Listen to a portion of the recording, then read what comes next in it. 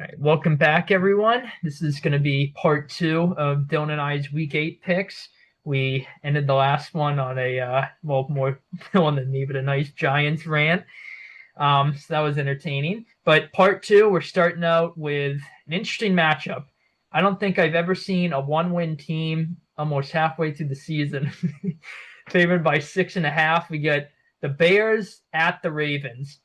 Now, this is an interesting matchup. You probably think the Bears should win, but what does Vegas know favoring the Ravens by 6.5 points? I think the Ravens are honestly going to go on a bit of a run here. I just cannot see how they're going to sustain this poor level of play. Lamar is going to be back. The defense is getting a bit healthier. We saw the last time they played against the Rams. I don't know what they did, but they got some guys back, so that helped. But they held the Rams to 17. They played a solid game there. I'm gonna. I thought I was gonna go with the upset, but they're favored by 6.5 points somehow. So I'm gonna go with the Ravens. I guess the favorite here. To me, I just think the Bears, the way they've been winning, is their defense keeps forcing like turnovers, opportunistic turnovers at the right time. I don't think they're gonna get that in this game. I think the Ravens are gonna hold on to the ball. Although Henry's had his fumble issues, so that concerns me a bit. But if the Ravens can avoid turnovers, I honestly feel pretty confident with them in this game. Bears very well could win it. Maybe the Ravens defense looks awful again. Wouldn't surprise me. Bears offense been solid this season. But I'm going to roll with Baltimore here. Could go either way. But I'll go with the Ravens here. All right. Not me. I'm not me. I'm going with the Bears. And you said, oh, I'm thinking about picking my upset here. The reason why I'm going to say the Bears, okay, Lamar's first game back, right? I am going to say that they're going to try to limit him running the football because they realize how much he's worth and like his value on being the team, being the player to drive this team all the way down to the playoffs. However, I am going to go with the Bears because I think that I still don't know. Like, was Lamar going to come out and run for 70 yards on his first game back in this game? Probably not, right? I know Derrick Henry will probably get more of the load here this year or in this game, but I'm going to go with the Bears. I think that win against the Commanders was really big for him, and I don't know. I think they're just going to ride the wave into the momentum. And I think a lot of times football is about that momentum and getting that like team chemistry, winning a couple times, feeling good about your team. The Ravens haven't really proved that or even felt that in a long time. So I'm gonna go with the Bears here. I like the upside on the Bears. 6.5 is enough. I would put so much money on like these money lines that are like for the underdogs this entire week. I mean, I think you could easily like I'm picking the more of like those 6.5, 7 point favorites. But if you look at the upside and betting and what we've seen over the course of this entire year, I think you kind of have to sprinkle some money down on the underdogs this year. Um, this is another one of those games where you look at it, you're like, oh yeah, like Ravens are, far more better team, but matchup wise, I mean, Roma Doomsday is a good wide receiver. DJ Moore's a good wide receiver. Swift has back-to-back 100-yard games this year or in the last 2 weeks. I mean, he's been putting up some points for the Bears too. Um, Caleb Williams, is kind of solidifying in that offense in the Ben Johnson scheme, kind of looking a little pretty good. I I don't understand why it's my 6.5. I don't know where this line's coming from. Lamar's first game back, I think you can kind of look at it like man, minus like 2.5, 3.5. I do not like the Ravens at a minus 6.5. Give me the Bears Yeah, and I'm sure Ben Johnson is using that as bulletin board material for his team. for And sure. it's crazy to see how fast a season can the narrative can kind of turn out because week one we were super high on the Bears. Not when I say we, I don't mean just us two. I mean kind of like everyone in the NFL world. And then a bit down on them. And then after they got the doors blown off them by the Lions, everyone was like, "All right, yeah, well, Bears gonna be the Bears this season." And that since then they've won four in a row, and their defense is playing well for me, like I said, kind of like the turnovers, it reminds me of the Jags a little bit. Teams were moving the ball on the Jaguars defense, but the Jags kept forcing turnovers at like opportune times. It's sort of similar with the Bears. And we saw the Jaguars when they don't get those turnovers We just saw what happened against the Rams and the Seahawks. They've lost two in a row. I'm not saying the Bears, if they don't get a turnover, they're going to lose by, like 28 points like the Jaguars just did. But they could win the game without getting a turnover. Like you said, Lamar, maybe he's rusty. He's a bit off. If, Henry doesn't get going, um, Henry, I think, has the capability of having a good game. But Ben Johnson, I'm sure he'll have a good game plan, scheme some good things up against the struggling Ravens defense. But yeah, I'm sure that is all over the Bears locker room, bulletin board material, 6.5 point underdogs to the 1-win Ravens team. Yeah, I mean, I understand they're on the road in a hostile environment like the Ravens, but you gotta like ride the momentum here. I mean, they've had some pretty good wins. I mean, I know the Commanders one was a kind of a little bit of a fluky one with McDaniel's fumble or Jaden Daniels fumbling it in their own in the opposite territory. But luck happens in football. I mean, we saw it with the Broncos game. But regardless, I will say I'm pretty high on the Bears. I've been high on the Bears this year, and so far, I don't see a reason why they slow down here. I think they win 27-20. Yep. So we got our first split here. I think we've been on the same team every game up until then. So should be an entertaining game on paper, but certainly if you're betting, I would stay away from that 6.5 point spread. Ooh, this could be an interesting one. Niners, Texans. Now, this has low scoring written all over it. You get two really good defenses. The Texans' offense is a complete mess outside of that one outlier against the Ravens, which we were just talking about. Their defense has been a disaster for most of the season. And then you get the hospital Niners. Now, if the 49ers were healthy, I would pick them with very little hesitation. Well, being on the road, obviously, that's a bit of a boost. Or, sorry, at home, that's a bit of a boost for the Texans. But even though they're on the road, they're banged up. I'm going to pick the Niners simply because I think even though the Texans defense is probably playing a bit better right now just by default because they're healthier, the Niners defense is playing like an elite defense, even though it's like guys we've never even heard of because they're so injured, which happens every year for them. I don't know what the hell their personal trainers are doing down there, but I just trust the Shanahan offense to simply outscore the struggling Texans offense. That's why I'm going with the Niners. I think it's a tough game for both offenses, but I think in the end, the Niners defense will do just enough. I think Robert Saleh is going to make it a nightmare for Stroud in this struggling offense. So I'm going to roll the Niners here. Yeah, I got a question for you. You ready? Yeah. What have the Texans done this year to be a 1.5 point favorite against the I Saints? you know I was thinking I think the Niners were favored originally when the line first came on. Then it somehow switched to the Texans, but it wouldn't surprise me. This was like as of last night is when I got these lines. It wouldn't surprise me if this line flips back to the Texans or the Niners because I am honestly surprised that they're favored. I think this is the freest bet of the entire week. I'm gonna put this as like my underdog play of the week. I'm gonna put this as like my plus power play of the week. I mean, you got to take the freaking Niners in this one. Yeah. They're rolling. What? There is no way the Texans should be favored with the way that they've been playing this entire year. Um, the absolute joke of an offensive line that team has is Stroud is playing like absolute dog shit because that offensive line can't do anything. It is so, and I don't even know if Nico Collins is going to play in this game, right? So what mindset is the Texans favored? I have no idea. I'm going to be all over this 49ers money line. Um, CMC is solidifying himself again as one of the best running backs in the league, which we've always known. That's just the fact of the injuries. They're healthy. Um, the Niner, I don't understand how they're underdogs in this game.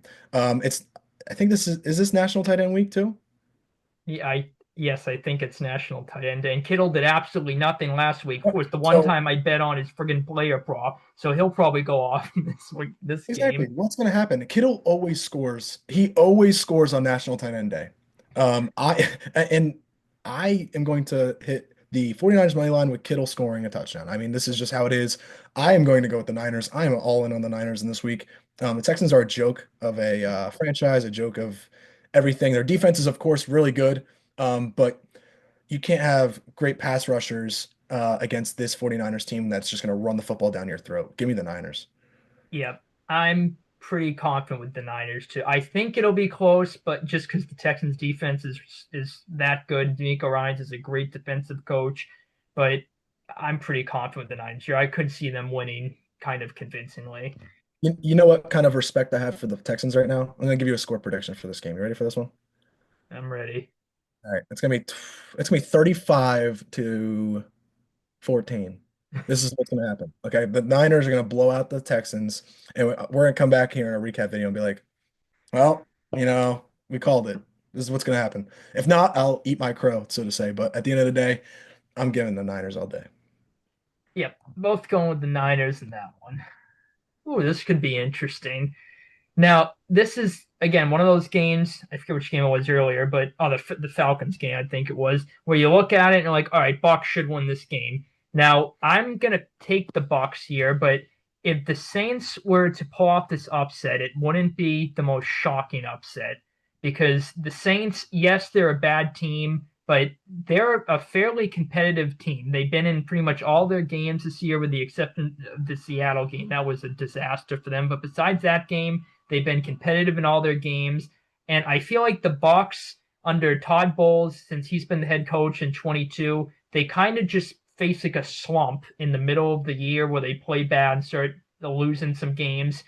And the Saints, even though they're the Saints and they're a lesser version of this team when Brady was on the Bucks and it was a big rivalry there with Evans and Lattimore. The Saints, I could see them schematically. Kellen Moore seems like he usually had success against Todd Bowles. So Rattler's been pretty solid this season, surprisingly. So I could see the Saints offense having a decent game. The Bucs are coming off their worst offensive game of the year. Baker was off. Mike Evans got hurt as soon as he gets back. Maybe Brandon Staley has a solid defensive performance, but on the other end, it could be a complete blowout win for the Bucs. I think it'll be like a game where the Bucs are kind of up like 13, 14 points most of the game, and you kind of feel that they're going to win, but the Saints are hanging around and the Bucs end up winning. So I'm going to roll with Tampa here, but if the Saints were to pull it off, it wouldn't shock me. Yeah, so this is another divisional game, right? I mean, this has just been the story the entire year. Um, I'm taking the Saints at home. I don't see a reason why they can't win this game at all. Like you said, the Bucks have come off one of the worst performances, offensive performances, like with Baker Mayfield in general. Mike Evans is now out, so now the only guy that's really going to scare you is Emeka Ibuka on that team, right? I don't know if Chris Godwin's coming back in this game. I don't know if he is, but I know Bucky Irving's out in this game now too. So now you have to worry about Rashad White and Emeka Ibuka, right? Those are the two guys that, in the defensive game plan you draw up and you say, watch out for these guys. At the end of the day, like you said, the Saints are feisty this year. I mean, they're competitive. They're playing teams really competitively, outside of that Seattle game. But I mean, we see what Seattle's doing this year. I mean, they look like a pretty good team. I did not expect that. But give me the Saints all day. I think 4.5 is kind of disrespectful in another divisional game where we've seen this story before. Baker Mayfield came off one of the worst performances we've seen on a short week on Monday Night Football. Why not the Saints? Less time to prepare for them. They're on the road. I think they came from Seattle too. I don't think they were home against Seattle.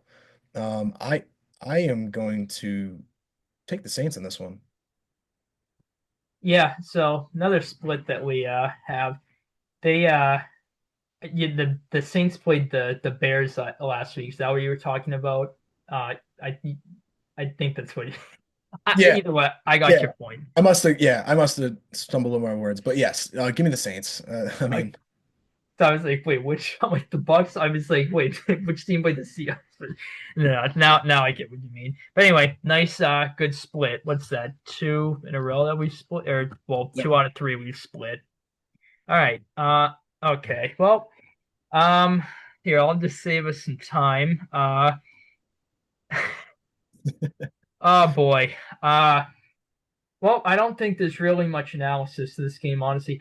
I mean, if the Titans are even within 2 scores of this game, I'll be the only reason I think they'll be within 2 scores is if the Colts are just up by a million late and they're just in full prevent and garbage time, the Titans get a touchdown. I mean, there's really not much logic, at least that I can think of, that suggests that the Titans have a chance in this game. I mean, you can honestly make an argument that the worst team in the league. They should be winless right there with the Jets if they didn't get lucky against the Cardinals, which of course I just need the Cardinals to win that game. That would have been another parlay. And of course the Cardinals blew that one for me. But the Titans are a mess right now. Um, I guess they played better at the start of the game against the Patriots. Of course, my beloved team. Last week, I was a bit nervous the way the game started, but then we settled in, and the Titans looked like they did most of this year. And yes, it's a division game, like you've been talking about throughout this video. Division games have been weird, a lot of division upsets. This is the second time these teams have played. The Colts killed them earlier in the year. I think it was week 3. They're at home. They're just red hot. They're the best team in football right now. There's just, at least that I can think of, not much to suggest the Titans have a chance in this game. Okay. I understand. I understand. All right. Listen, hear me out. Hear me out. Hear me out. I am going to take the Colts. Okay. I will say that I think Calvin really is coming back here. You know, I mean, like we said, divisional games. With how it's been, we saw with how they beat their ass in the beginning of this year. I mean, early this year. Um, however, I just minus 14 in a divisional game, home. I understand home, but I don't know. I just there's something weird about it. I am going to take the Colts. Like the Colts are obviously one of the best teams in the AFC right now. They're running hot. The run game's going. Jonathan Taylor looks really good. Daniel Jones, of course, he's never the problem. One of the best quarterbacks in the league right now. Debatably, I mean, top 6, top 7 in the MVP race. I mean, you could say all you want about him, right? So, that tells you how shitty the Giants organization is. However, I am gonna take the Colts. I think minus 14 is still a little wide. I think if you look at this game as a whole, I guess you could kind of take the minus 14. I'm not taking minus 14 though. I'll take the Colts by 10. I think that's fair. Um, minus 9.5 is probably a lock. Um, I could see it going past 14. I just wouldn't touch it just because it's a divisional game. They've already seen each other once before.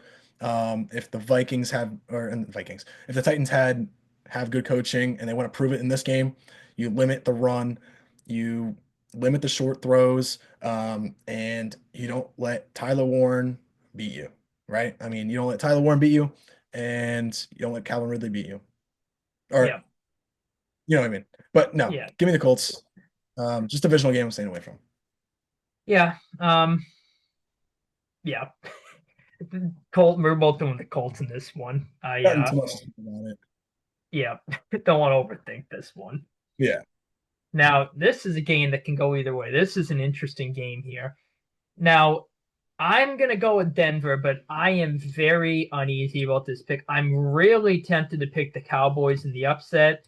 Now, if Denver starts off the way they have been, they're losing this game because the Cowboys offense is going to put up a decent amount of points in this game. You would assume at least. If Denver starts the way they started the past couple weeks where they do very little until the fourth quarter, they're going to lose against this Cowboys team.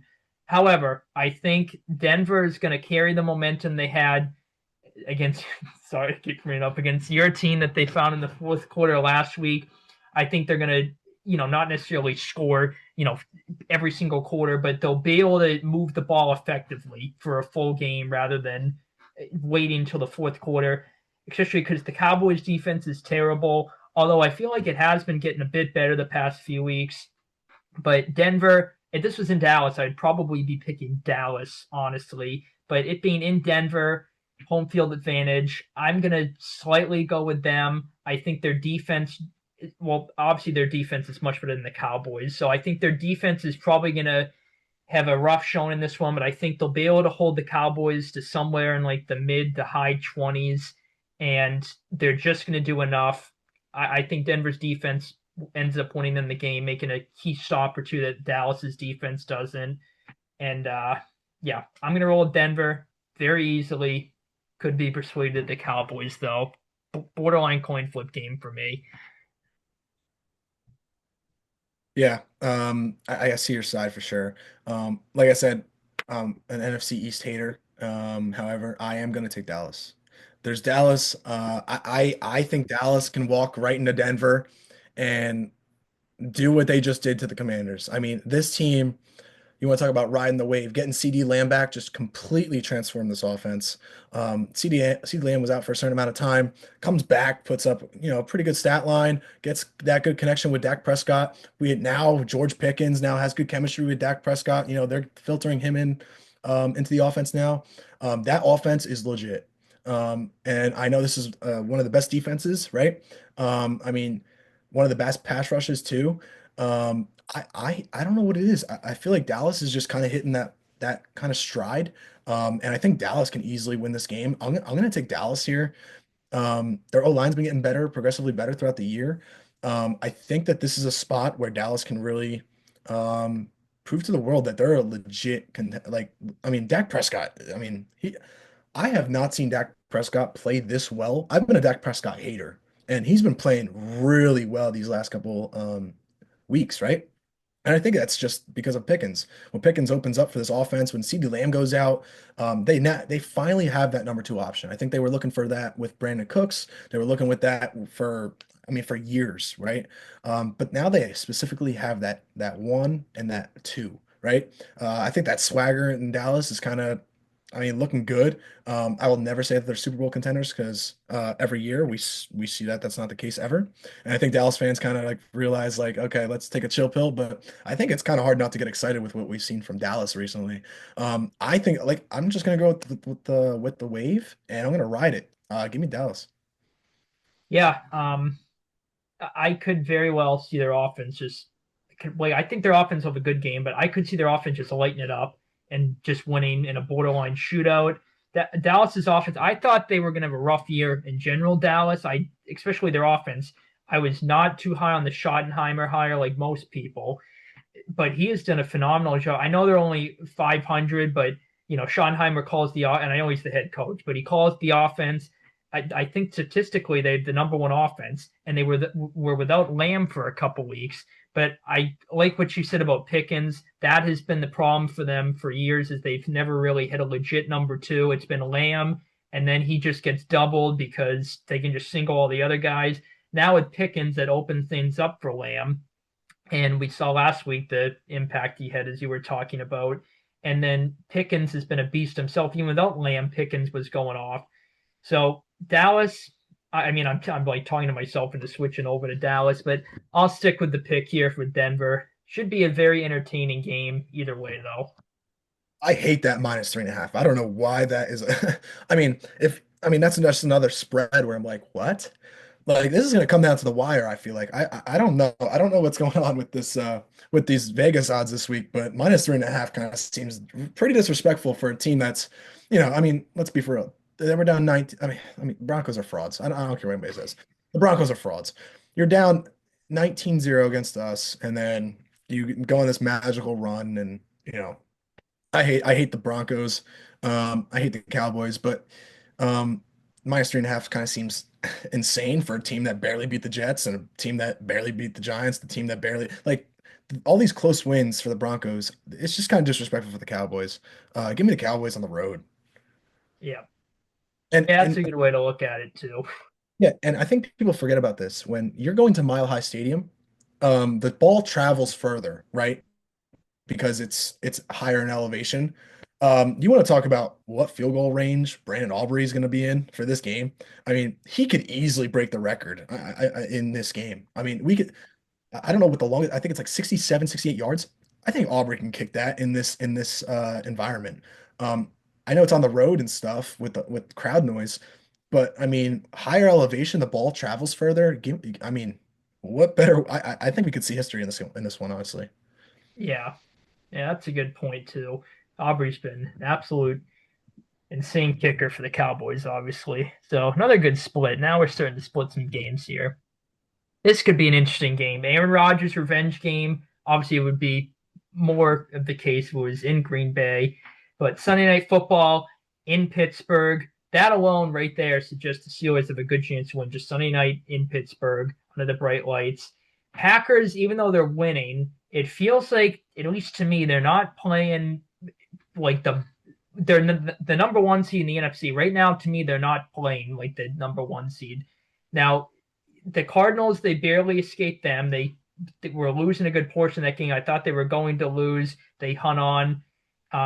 Dallas, they should have beat them. They tied, which I think that should be a rule change. There should be no ties. Just play until there's a winner. I cannot stand ties. Just looks so ugly on the record. Just so stupid. Go through all that effort to tie. And then obviously they lost the Browns. And then the Bengals game, now it doesn't look as bad because now Joe Flacco and the Bengals offense is rolling, which we saw against the Steelers. But my point is the Packers aren't playing too great of football to me. Their defense has been kind of getting torched through the air. The Steelers offense has been getting going with Rodgers. The Packers have been stopping the run, though. Obviously, that's kind of a staple of the Steelers, run the football. But they've been getting the passing game going, so the Steelers very well could win with Rodgers, and obviously I'm sure he's going to be extra motivated to, throw left and right and up and down on this Packers team.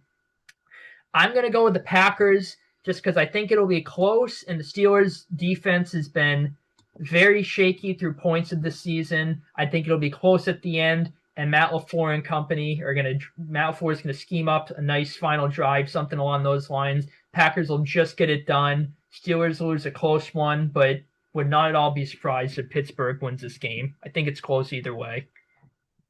Okay. I think I am going to agree with you. I think the Packers are going to have to win this game. I think honestly this is one of the best value lines that we've seen in this week so far. I'm going to take the Packers. I think they win pretty handily. I think that they're just built to go against the Steelers team. I think Josh Jacobs, if he's healthy, he's going to have a pretty big game. I would take his over in yards. I think that's respectable. They're not going to have Jordan Love do too much here. I don't think that Rodgers is going to play this one safe. I think he's going to try and air the ball out, see what he can do, try and torch his old team. He's emotional. I mean, let's be for real. Aaron Rodgers is a very emotional guy. I think he's gonna get his ego in the way a little bit here. I think he's gonna chuck the ball up to DK, see what he could do.